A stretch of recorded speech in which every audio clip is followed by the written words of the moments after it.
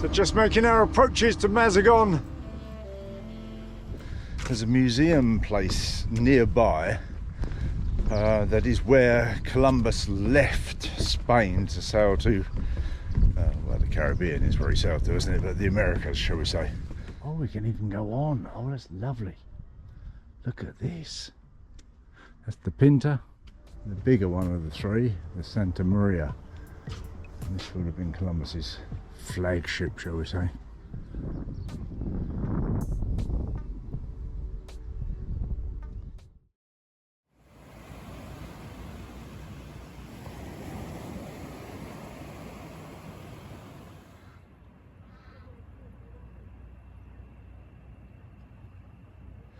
So we're going to be moving on tomorrow. I've just opened up the engine room, dipped the engine oils and the gearbox oil. All looks great in there.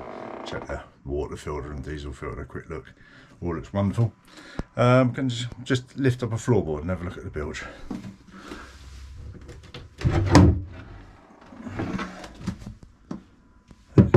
Dry as a bone. And that's one of the great things about these boats. They really are very dry. Dry as a bone in there. Lovely. Hi all, I'm Tony and this is SV Tapatya. She's a self-built J. Benford designed 31-foot 8-inch sailing dory with a junk schooner rig. I built her myself over a period of some 6 years in my backyard and documented the entire build in season 1 of this channel. After 2 months of sea trials in Denmark, we launched again in early 2024 and have since sailed well over 2,000 sea miles to southern Spain. This channel is all about the adventures of the boat and to see what can be achieved with a low-budget, self-built sailing vessel such as this.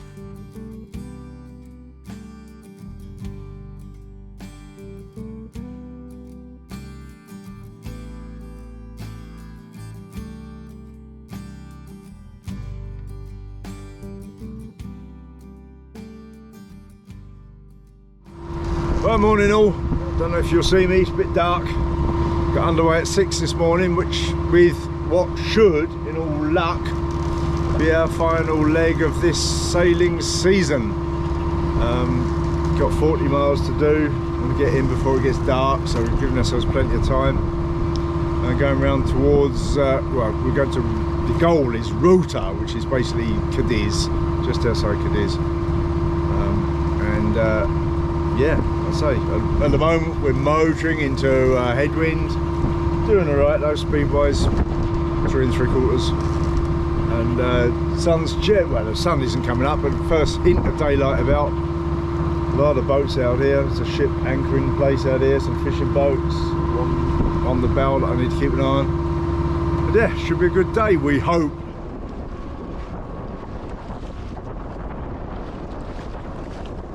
It's a sign of the time of year. Was it November the 6th or 7th, something like that? And there's sunrise at 8 o'clock. So the days are getting pretty short, even down here. Clearly up north they're much shorter. But even down here we've got sunrise at 8, sunset at about 6:30, I think. Days are getting distinctly shorter. And it's still those hours just before sunrise are the chilliest.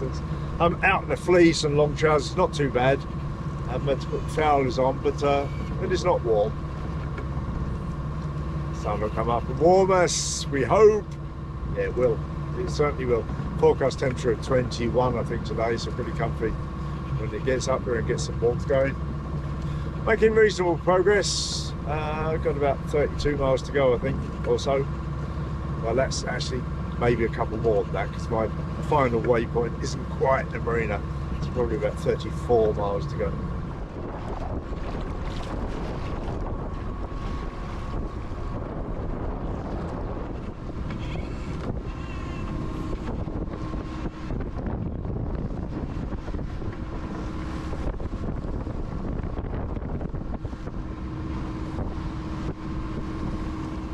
So still motor sailing to windward, making good speed actually now, very good, 400 and a bit knots. but very confused seas. I think what we've got a Levanta, which is an easterly blowing through from Gibraltar. Doesn't really come up into here, but it's clearly making some waves. We've got the offshore wind that we've actually got, and it seems also some ocean swells coming in from the Atlantic. So we've got waves from 3 different directions, which is fairly lumpy and bumpy. They're not big, they're all small, but nonetheless very confused and bumpy. But as I say, making over 4 knots, made really good progress. I should be pleased to get there today. This last one, I just really want to get it done. Some food for underway. It's a bowl of leftover cold curry. I'm just getting hungry. Time to eat.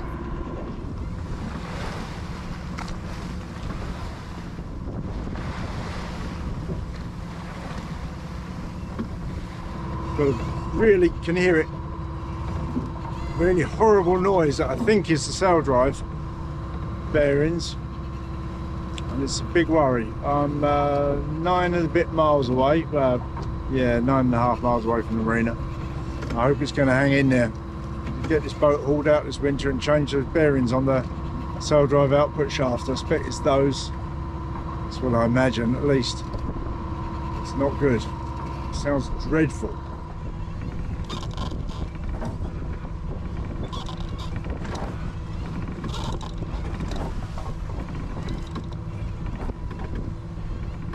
Well, it's been a long day. Have a look at this.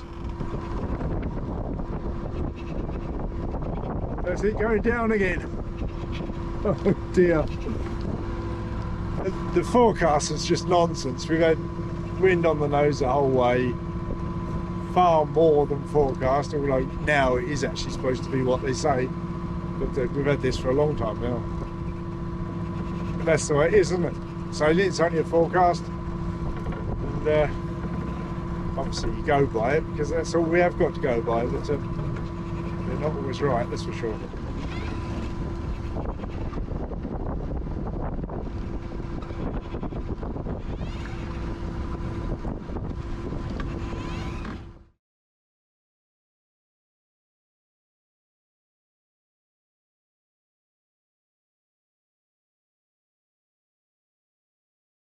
Well guys, what an ordeal. Wow. That last sail, he didn't want to let us go. Ended up taking 24 hours over it. I got in at 6 o'clock this morning. Incredible. Progress was great up till just before sunset. It looked like, well, two hours before sunset, it looked like we'd get in before sunset. And then it just threw all, well, it got windy. It got windy, it got wavy, bang on the nose of course, and we're bashing into it. We spent 4 hours going absolutely nowhere. The chart plotter track looks like we were anchored, and then all of a sudden we started making a bit of progress, bit of headway, slow but headway. And as I say, 6 o'clock this morning they got in. I've just had a sleep, I'm still tired, but I thought I'd give you the update. That you know we're in safe and sound. Tapatya had a thorough test. She got slammed. Big waves coming on the bow. We were up and down, you know, slamming into the things, and but she took it well. Everything stood up well as far as I can tell, which is pleasing. But that's a tired me telling you that we got here. Well, it's a while later now, and I've had time to think about what happened there and ponder on it, and I think the answer is fairly obvious really. I think it was wind and tide against us that caused the slowness. I think what happened was there was a Levanta blowing, which is an easterly wind that blows through the nozzle of the Straits of Gibraltar, and I think that was curving up much higher into the Bay of Cadiz than the forecasters forecast. That was the first thing. So I had fairly strongish winds on the nose that was built up in the evening in the dark. And I also think it's quite strongly tidal in that region, and I think there's tidal currents that swerve up around into that Bay of Cadiz as well. And I suspect, I'm fairly sure, that for the 4 hours or so that I spent going absolutely nowhere, the tide was against me.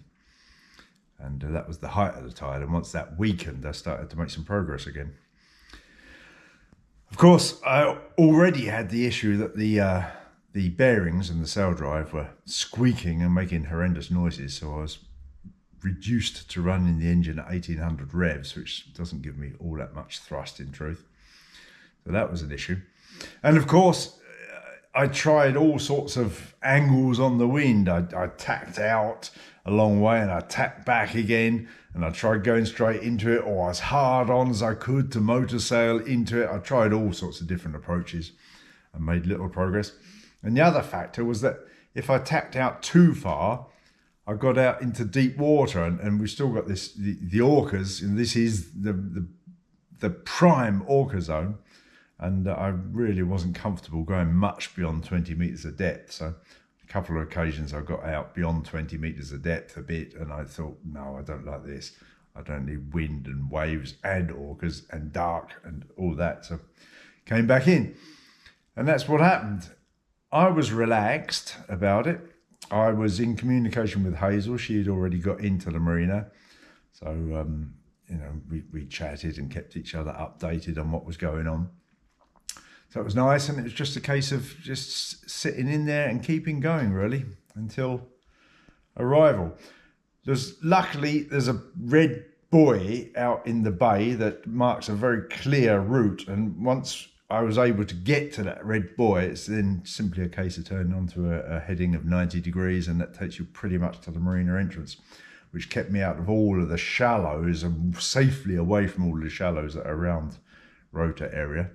So in that respect, it was easier. It meant taking a slightly longer route than I would have done had it been in daylight, and I could have been able to, and I would have been able to see where I was going. But I chose the safe route out to Red Buoy, 90 degrees, and into the marina of Rota, which of course is lit and all easy to find once you're close to it.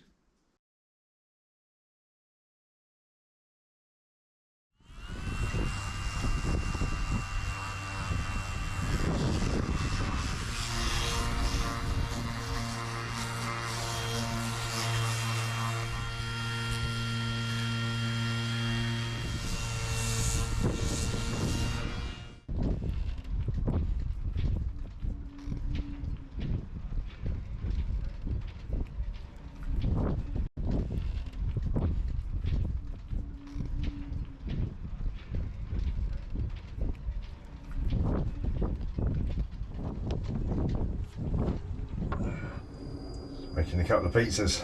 Got some mussels there, some mozzarella going to go on there. That should be it. The oven's warming up. How are we doing it? Yeah, a bit well, it's warm enough, but warming certainly. Looking forward to them. Out on the beach here in Rota, sunset colours. Just pan around is the right word, isn't it? There's Cadiz in the distance. And the town of Rota looking lovely. And Hazel looking lovely. Beautiful, isn't it? So we're outside the woodyard. We found a woodyard in Rota, and just buying a sheet of plywood to build some stuff. Hazel and I are going to share the sheet, a bit of construction each. And it's very lovely. People are delightful. It's very friendly, and they're going to cut it in half for us, I hope. At least that's what we're talking about. A sheet of 10mm ply. Got bits and bobs in here, screws and glues. Yeah.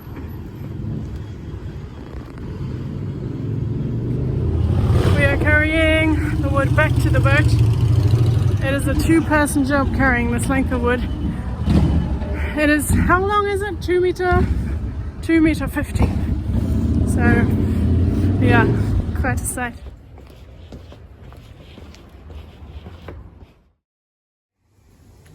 There's Hazel eating, look, there she is. So we've got the spinach croquettes, Yeah. fish and chips, tomato salad with garlic and oregano, That's very good. prawns, and you've got a stew coming, haven't you? Yeah, yeah. Some sort of green stew. We'll see what it is. Collard greens. Yeah, we'll find out what that's all about. Yeah. Yeah, Some nice. sort of method, and beer. And the cerveza. Yeah. Look at this setting as well. The castle and the church. That's glorious. Well, there we go. That's it for this week. I'm back out in the workshop. I'm having a good sort out in here. Have a look at the mess.